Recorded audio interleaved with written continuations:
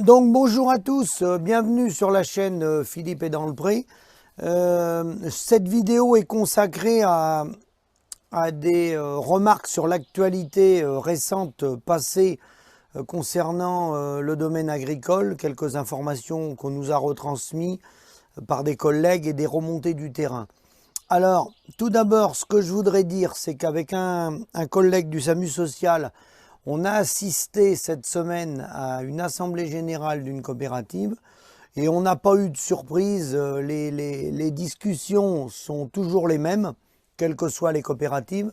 Grosso modo, la coopérative, il y a très longtemps qu'elle a pris le pouvoir et le dessus sur les agriculteurs.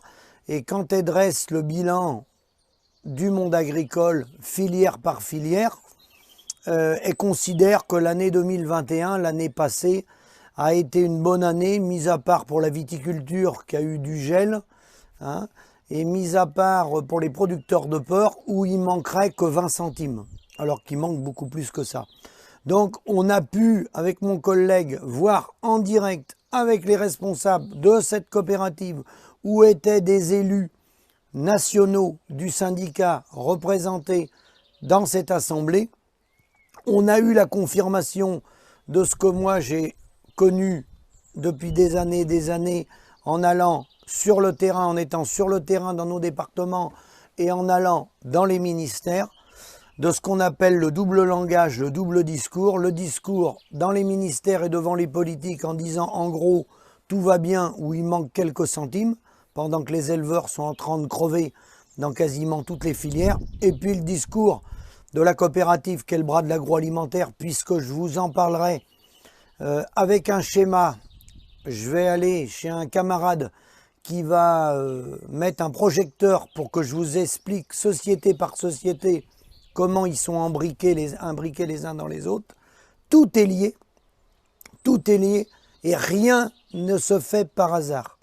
Tout est lié, les organismes sont liés entre eux avec le pouvoir politique, avec la Banque Centrale Européenne et avec la Banque Publique d'Investissement.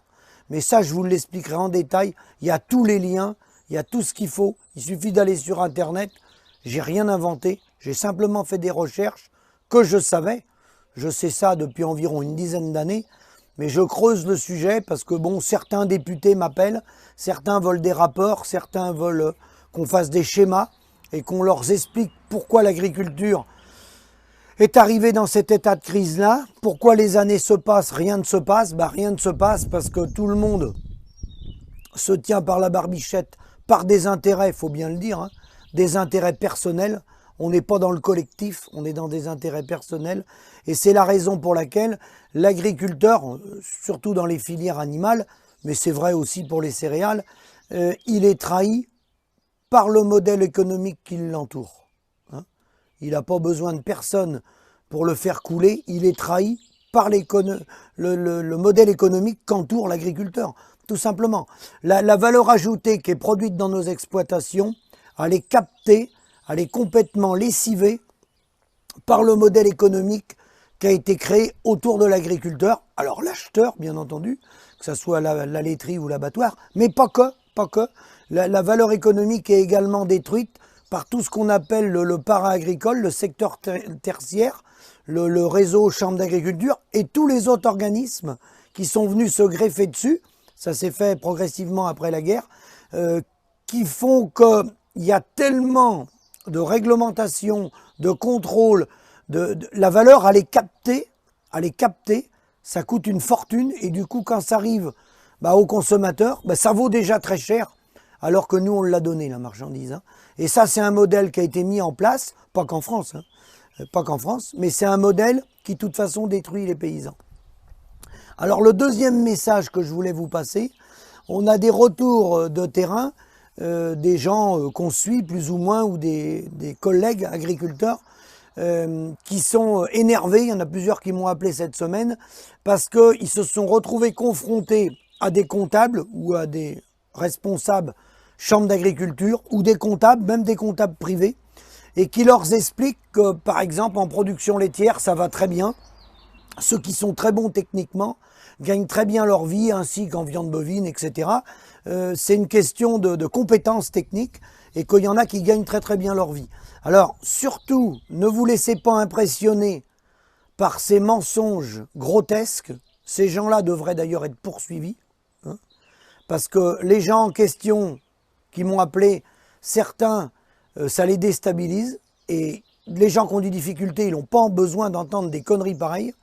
Hein. Alors, on a certains noms, on n'a pas tous les noms, mais certains, on les a. Et il y a un de ces messieurs qui est comptable, qui est responsable d'un centre comptable, on va s'arranger pour le rencontrer. Soit officiellement, soit on va le prendre par surprise. Et on va lui demander des comptes.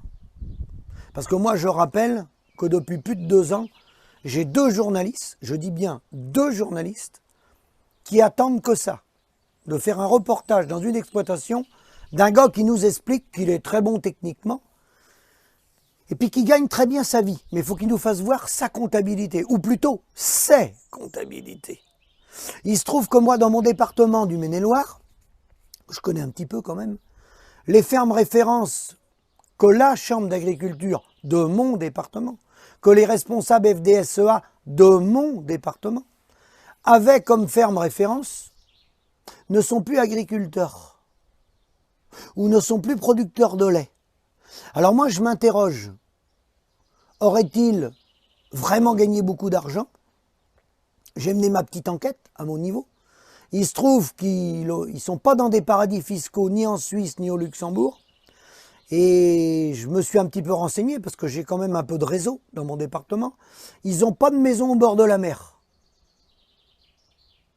Donc s'il était très bon techniquement, moi ceux qui gagnent de l'argent, je peux assurer que dans la viticulture, oui, dans mon entourage, oui, ils ont gagné de l'argent.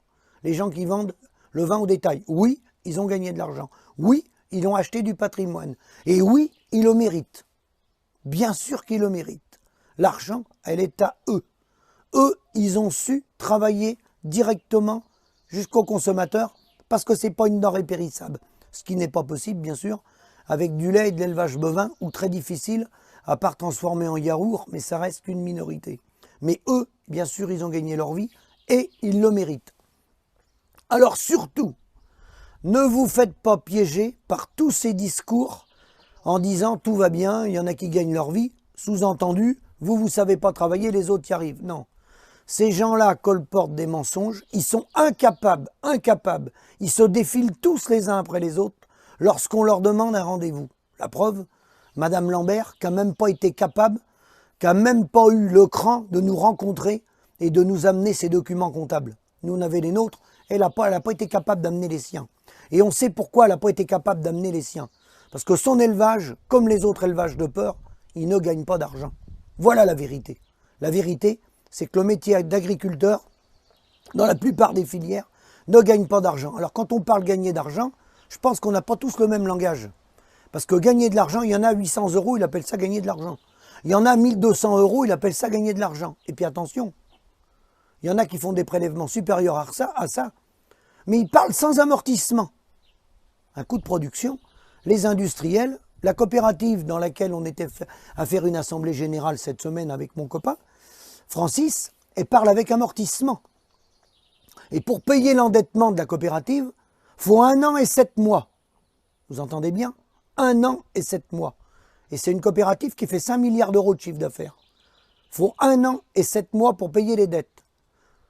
Est-ce que dans les exploitations agricoles, sur les 390 000 exploitants qu'il y a sur le territoire, est-ce que tous les exploitants peuvent payer l'intégralité de leurs dettes en 1 an et 7 mois?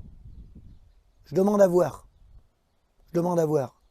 Donc moi, ces gens-là qui disent que ça marche, on les attend où ils veulent, quand ils veulent, mais ils ne viendront jamais. Pour une raison simple, c'est que c'est des menteurs et ils ont peur d'être pris au piège. Parce que nous, le jour où on le fait le rendez-vous, bien entendu, on le fait avec des journalistes. Hein. On ne va pas le faire en catimini. Parce que comme ces gens-là n'ont pas de parole, ils diront que c'est totalement faux ce qu'ils nous ont dit. Ils diront le contraire. Donc nous, ça sera devant des caméras, comme j'ai là, avec ma chaîne YouTube. Et là, rassurez-vous, personne ne veut y venir. Alors, le but du jeu, du mensonge.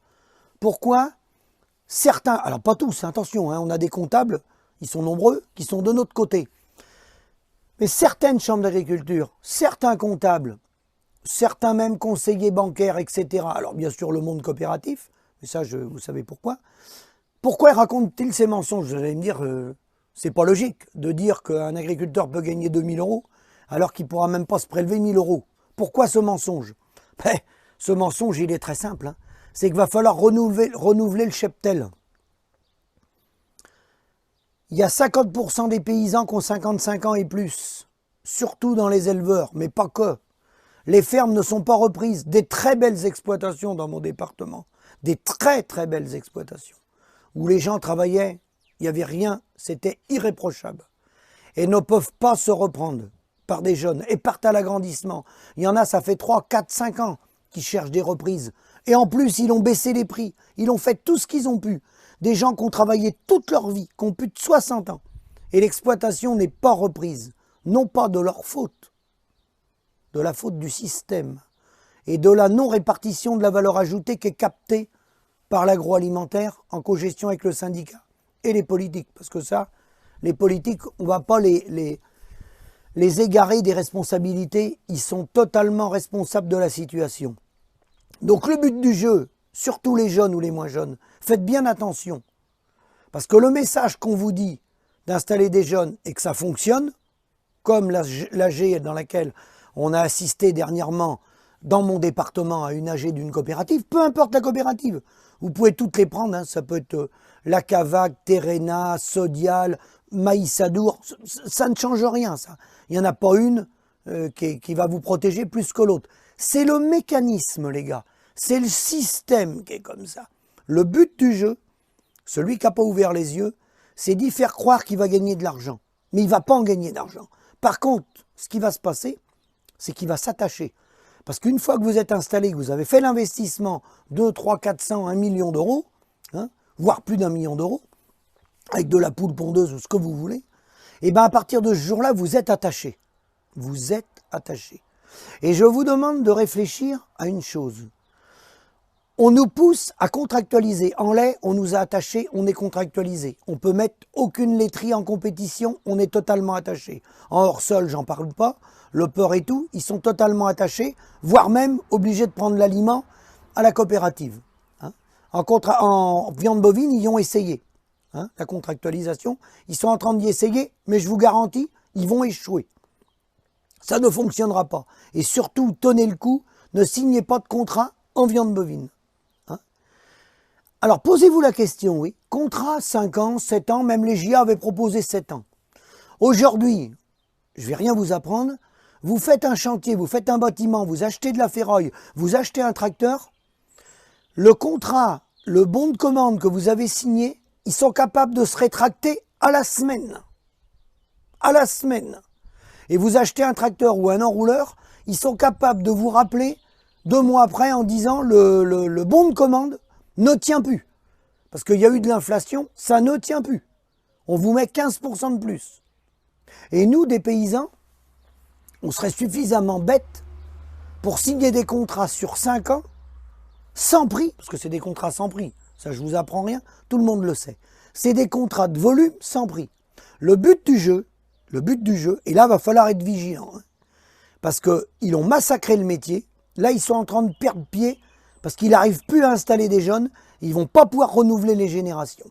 Et ben moi, je vais vous dire, c'est bien fait pour eux. C'est bien fait pour eux. Et il y en a qui disent les magasins vont se vider. Non, rassurez-vous les gars, les magasins pour l'instant ne vont pas se vider. Et si les magasins se vident, eh ben, je vais vous dire tant mieux. Parce que moi, je ne suis pas d'accord pour remplir des magasins quand il y a 2 paysans qui se suicident par jour. Si on remplit les magasins, si on nourrit le peuple, on commence par respecter le paysan. Parce que le paysan, c'est lui qui est à la source, c'est lui qui est à la base. Et le paysan, il devrait être au centre. C'est lui qui entretient la nature, c'est lui qui s'occupe des animaux, c'est lui qui nourrit la population, c'est lui qui cultive des céréales, c'est lui qui fait le maraîchage, c'est lui qui produit du raisin à travers le vignoble, etc., etc., et les horticulteurs, et j'en passe, et des meilleurs. C'est lui qui est à l'origine de tout, qui cultive et qui protège sa terre. Et c'est lui qui est martyrisé. Pourquoi? Parce que le système économique a fait en sorte que le pouvoir, il n'est pas dans les mains du producteur.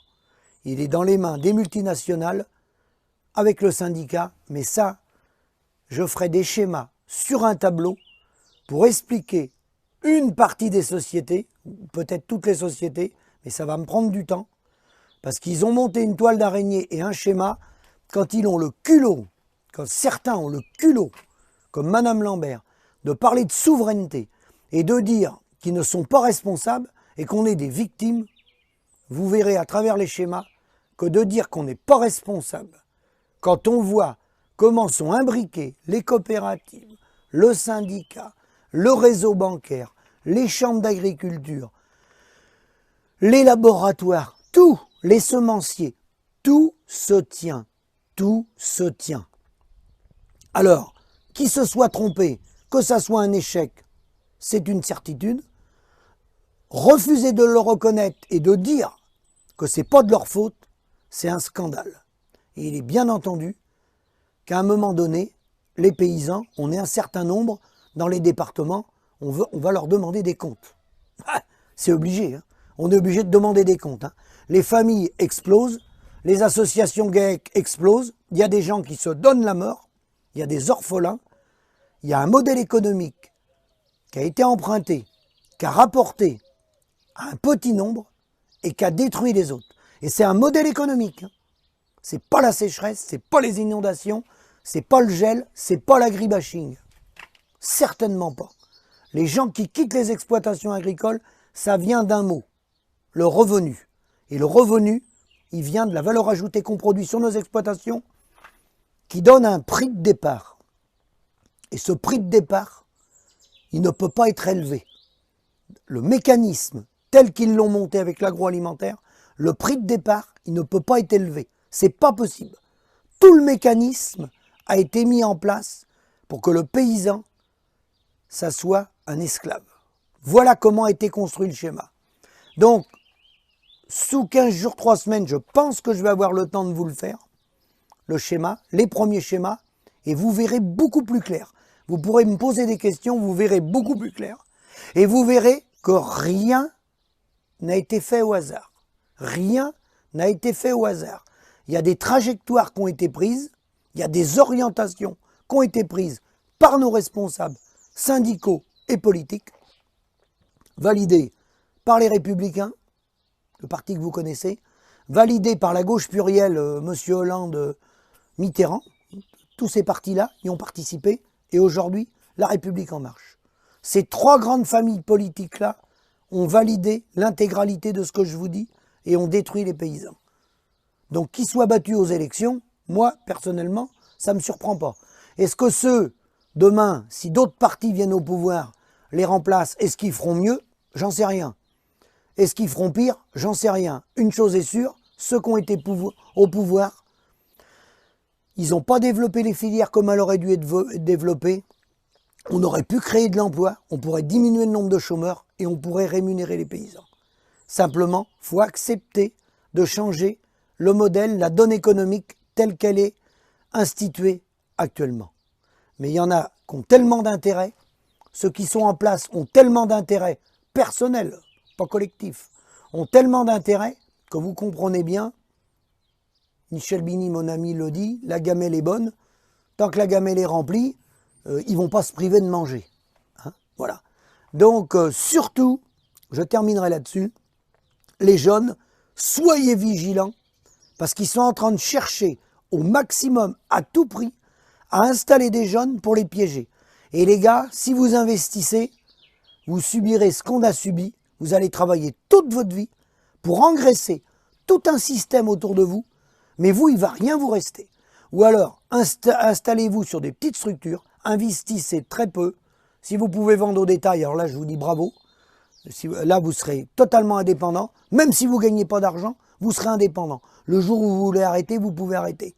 Si vous investissez avec des groupes type Maïsadour, Cavac, Terrena, Sodial, LDC, la Coperle, enfin, tout le système tel qu'il est là, si vous mettez 100, 200 000 euros de votre poche, dès que vous avez signé l'emprunt, c'est terminé pour vous. Parce que de toute façon, vous ne pouvez pas vendre à d'autres. Vous êtes verrouillé. C'est eux qui contrôlent tout l'ensemble de la filière. Ça, faut bien le comprendre. Vous avez absolument aucun pouvoir. Nous avons aucun pouvoir en tant que paysans, tel que le système a été mis en place. Et bien sûr, les solutions, les propositions, on les a déjà faites. J'en referai des solutions, il y en a. Hein. Ça, c'est pas le problème. Hein. Simplement, les dirigeants politiques qui sont en cogestion avec le syndicat ne veulent pas les entendre. Mais les solutions, bien sûr qu'on les a. Il y a longtemps qu'on les connaît, les solutions. À bientôt.